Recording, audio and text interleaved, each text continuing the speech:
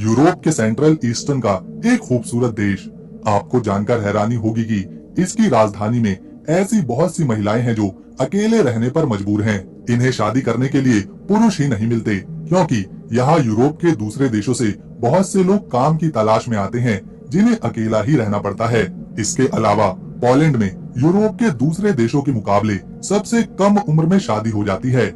यहाँ के लोग 21 से लेकर 25 साल की उम्र में शादी कर ही लेते हैं, लेकिन ये भी सच है कि यहाँ की शादी कुछ ही महीनों बाद किसी न किसी वजह से टूट जाती है। पोलैंड में हर 100 में से 40 जोड़ों का तलाक हो जाता है, जिस वजह से भी इन्हें अकेला रहना पड़ता है। ये है दुनिया का सबसे बड़ा महल या फिर किला, जिसे मालबोर्ग किला कहा जाता है। इसे 13वीं शताब्दी में टेम्पलर्स ने बनवाया था।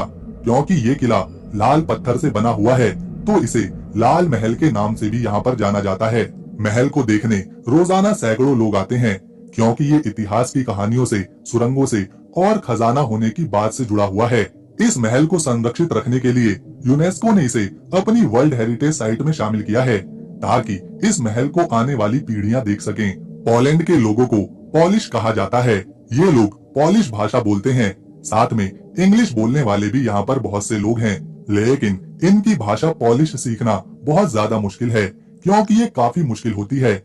इनकी भाषा में 32 अक्षर हैं। यहाँ के लोग तो इंग्लिश बोलना सीख जाते हैं, लेकिन इंग्लिश बोलने वाले लोग पॉलिश भाषा बहुत ही मुश्किल से सीख पाते हैं। ये देश फैला है 3,22,575 स्क्वायर किलोमीटर के एरिया में, जो क्षेत्रफल के मुताबिक दुनिया का 37वां बड़ा देश है। यहाँ की आबादी की अगर बात करी जाए तो यहाँ 3,85,00,000 लोग रहते हैं, जिसमें 1,82,00,000 पुरुष हैं, जबकि 1,96,00,000 महिलाएं, यानी कि 14 से 15 लाख यहाँ पर महिलाओं की संख्या ज्यादा है, जो और किसी देश में कम ही देखने को मिलता है।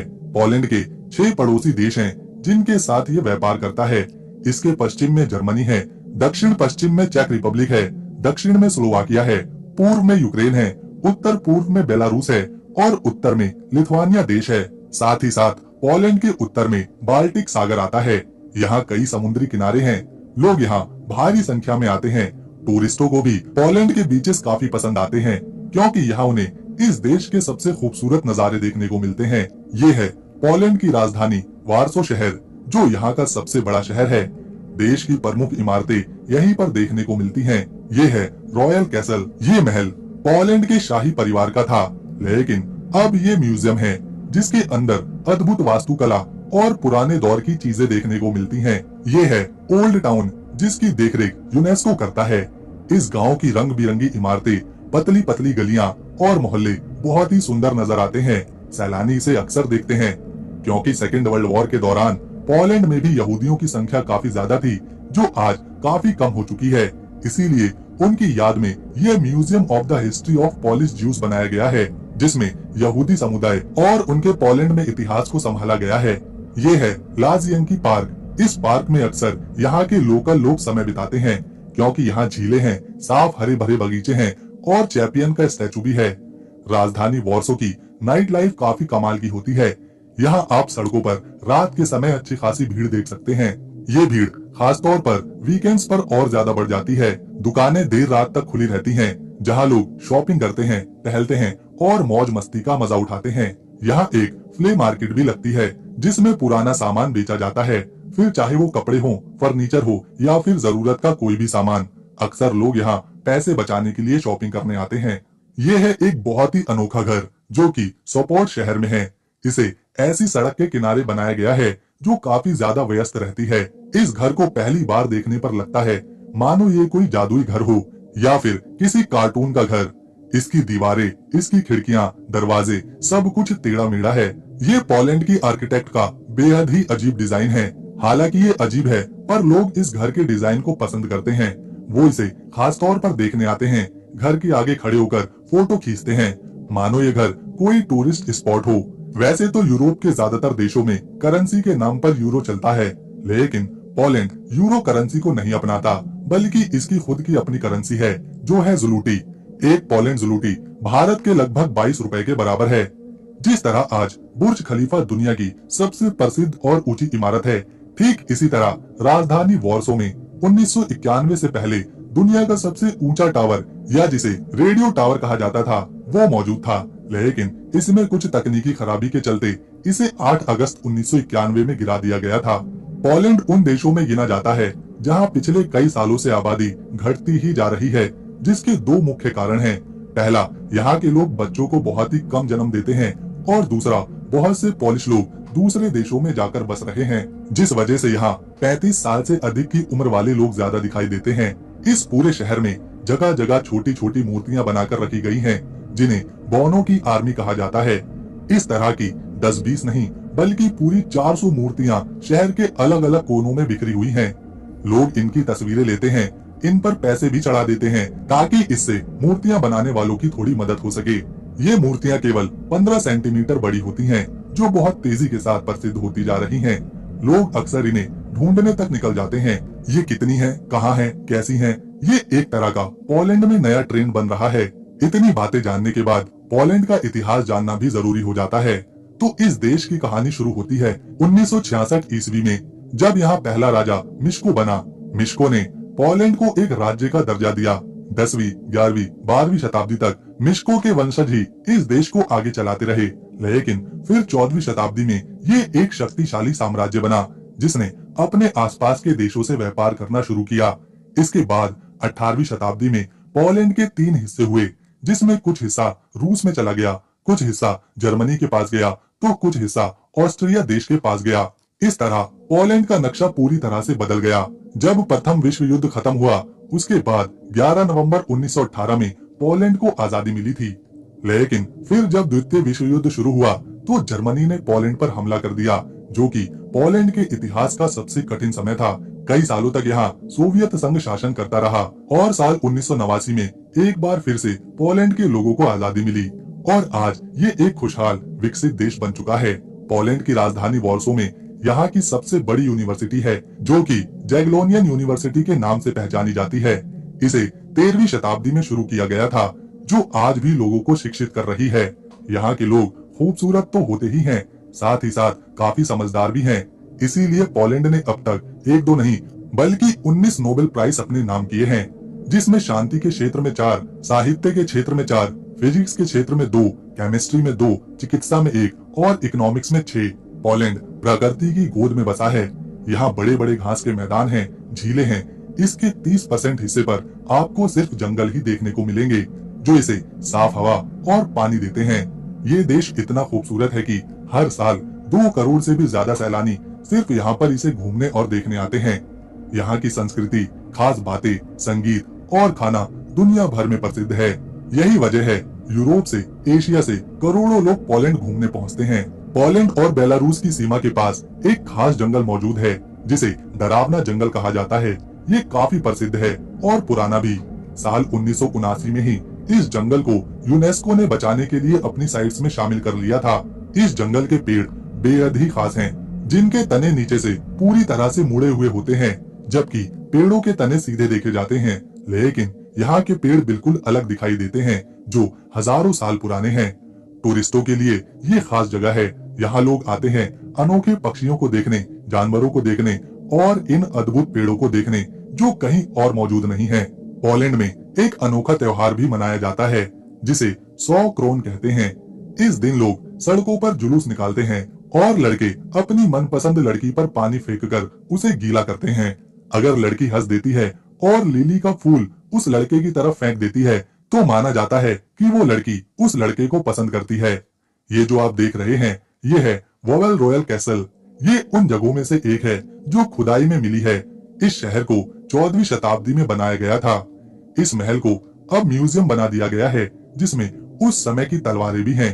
इन्हें द गर्ड्स स्क्वाड कहा जाता है। सैलानियों के लिए ये महल भी काफी दिलचस्प जगह है। जिन्हें प्राचीन चीजें देखना और घूमना पसंद है, ऐसे लोग इस महल को जरूर विजिट करते हैं। दोस्तों, पोलैंड वैसे ही अपनी अनोखी इमारतों के लिए जाना जाता है, लेकिन यहाँ इससे भी कुछ अलग है। ये है दुनिया का पहला उल्टा घर। इसकी छत नीचे की तरफ बनी है। ये घर पूरी तरह से उल्टे डिजाइन पर बनाया गया है। इसे देखने पर लगता है कि क्या ये घर नीचे गिर गया है, लेकिन इसका डिजाइन ऐसा ही है। इसे 1970 में बनाने की शुरुआत करी गई थी। अतरंगी चीजें देखने के शौकीन लोगों की ये पोलैंड में पहली पसंद रहता है। ये पोलैंड के एक गांव सिम्बाक में बनाया गया है। साल 2007 में इसे आम लोगों के लिए खोल दिया गया था, जिसमें लोग इस उल्टे घर में घूम सकते हैं, इसे अंदर से जाकर महसूस कर सकते हैं। ये घर किसी कार्टूनी फिल्म का हिस्सा लगता है, जो लोगों को अपनी तरफ आकर्षित करने में कभी नहीं चूकता। पोलैंड के लोग काफी लंबे होते हैं, जिसमें यहाँ के पुरुषों की औसतन लंबाई 5 फीट 10 इंच तो महिलाओं की हाइट 5 फीट 7 इंच रहती है। पोलैंड के लोगों को डोनट्स खाना बहुत पसंद है, इसीलिए यहाँ कई तरह के डोनट्स मिलते हैं। पोलैंड में एक गांव है जिसे लकड़ियों का गांव कहा जाता है, जो कि लगभग 500 साल पुराना है। ये पूरी तरह से लकड़ी का बना हुआ है। ये पूरा गांव इतना साफ सुथरा है कि यहाँ जरा सा भी कूड़ा ढूंढने से भी नहीं मिलता। और हैरानी की बात तो ये है, इस घर को साल में केवल 2 बार ही साफ किया जाता है, एक ईस्टर पर और दूसरा क्रिसमस पर। ये पूरा गांव एक यूनेस्को हेरिटेज साइट है। ये जो आप देख रहे हैं, ये 400 साल पुराने घर हैं, जिसमें अभी भी लोग रहते हैं। इन घरों को बनाने में एक भी कील का इस्तेमाल नहीं किया गया। ये पूरी तरह से लकड़ी के हैं। इस गांव में एक चर्च भी है, जहां गांव के लोग प्रेयर करने जाते हैं। आपको जानकर हैरानी होगी, यहाँ 16 यूनेस्को हेरिटेज साइट्स मौजूद हैं, जिनमें से कुछ आप देख चुके हैं। पोलैंड के लोगों को वोडका पीना बहुत पसंद है और ये यहाँ की संस्कृति का एक हिस्सा भी है। यहाँ सैलानियों को अक्सर खास जगहों पर फ्री में इसे दिया जाता है। यहाँ एक और गांव है जिसे जाकोपान कहते हैं। ये गांव पहाड़ों पर बसा है। इसे पोलैंड का अगर शिमला कहें तो गलत नहीं होगा, क्योंकि ये गांव काफी ऊंचाई पर है। यहाँ भी टूरिस्टों के लिए उल्टे घर बनाए गए हैं, जिसमें सैलानी जा सकते हैं। इस देश में शिक्षा प्रणाली बहुत अच्छी है। छोटे बच्चे से लेकर कॉलेज पढ़ने तक का सारा खर्चा यहाँ की सरकार उठाती है। यहाँ के नागरिकों के लिए तो शिक्षा बिल्कुल फ्री है ही, साथ ही साथ जो दूसरे देशों से यहाँ पढ़ने आते हैं, उनकी भी फीस काफी कम होती है। यही वजह है पोलैंड में बड़ी संख्या में विदेशी विद्यार्थी हैं। क्योंकि ये यूरोप के पूर्वी केंद्र का देश है, तो यहाँ गर्मी लंबे समय तक होती है। लेकिन जब यहाँ सर्दियों का मौसम शुरू होता है, तो यहाँ कड़ाके की ठंड पड़ती है। पूरा शहर सफेद रंग में बदलने लगता है। घरों की छतें बर्फ से लद जाती हैं, पेड़ों की टहनियों पर बर्फ जमा होने लगती है और सड़कों पर भी सिर्फ बर्फ ही बर्फ दिखाई देती है। इस मौसम में तापमान -10 डिग्री सेल्सियस से नीचे ही गिर जाता है, जिससे पता चलता है यहाँ की सड़कों पर सर्दियों में लोग कम क्यों दिखाई देते हैं। यहाँ पर आज भी आपको तांगा गाड़ी का सफर करने को मिलेगा, खासतौर पर कोराकाओ शहर में। इस पर बैठकर लगता है जैसे समय पीछे चला गया हो और 19वीं शताब्दी आ गई हो। सामने वही इमारतें, पैदल चलते लोग और ये तांगा गाड़ी। सेकेंड वर्ल्ड वॉर के दौरान पोलैंड की स्थिति, आर्थिक व्यवस्था पूरी तरह से चौपट हो गई थी, लेकिन इस देश ने आने वाले 20 से 25 सालों में खुद को इस तरह बदला कि आज ये देश दुनिया के अमीर देशों की लिस्ट में गिना जाता है। पोलैंड में एक नया एयरपोर्ट भी बन रहा है, जो 2027 तक बनकर तैयार हो जाएगा। ये एयरपोर्ट इतना खूबसूरत डिजाइन किया जा रहा है कि इससे पहले इस तरह का एयरपोर्ट बनाने के बारे में किसी ने सोचा भी नहीं था। इस देश की अगर जीडीपी की बात करें तो ये 1.6 ट्रिलियन डॉलर की है, जो कि जीडीपी के मामले में इसे 20वें नंबर पर खड़ा करती है। यहाँ के लोग एक साल में अच्छी खासी कमाई करते हैं। एक इंसान यहाँ हर साल 42,000 डॉलर तक कमाता है, जो कि भारतीय रुपए में 35 लाख रुपए बनते हैं। यहाँ के लोगों को डम्पलिंग खाना भी पसंद है। ये एक तरह का मोमोज ही है, जिसे पोलैंड के लगभग सभी लोग रोजाना ही खाते हैं। रहने के लिहाज से पोलैंड पूरी तरह से सुरक्षित है। यहाँ पर क्राइम ना के बराबर है, इसीलिए पुलिस सड़कों पर कम ही नजर आती है।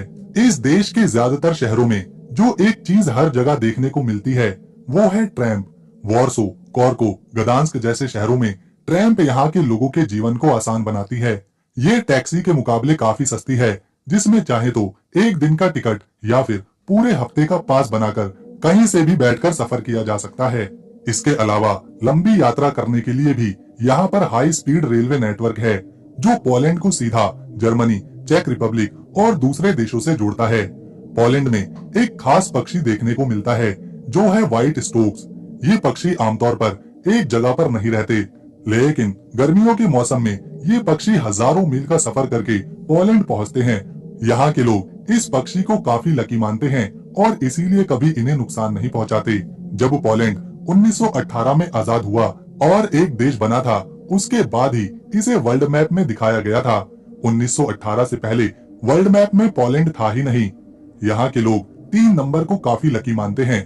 यहाँ तक कि सड़कों पर अक्सर 3 नंबर पेंट किया जाता है, ताकि दुर्घटना से बचा जा सके। आज ये देश अपनी मशीनें यूरोप के दूसरे देशों को बेचता है, क्योंकि यहाँ खेती और पशुपालन के लिए अच्छी जमीन और वातावरण है, तो यहाँ खेती भी बड़े पैमाने पर करी जाती है। पोलैंड यूरोप के दूसरे देशों को खाने पीने का सामान और मांस एक्सपोर्ट करता है, जिससे इनकी अर्थव्यवस्था को काफी ज्यादा फायदा होता है।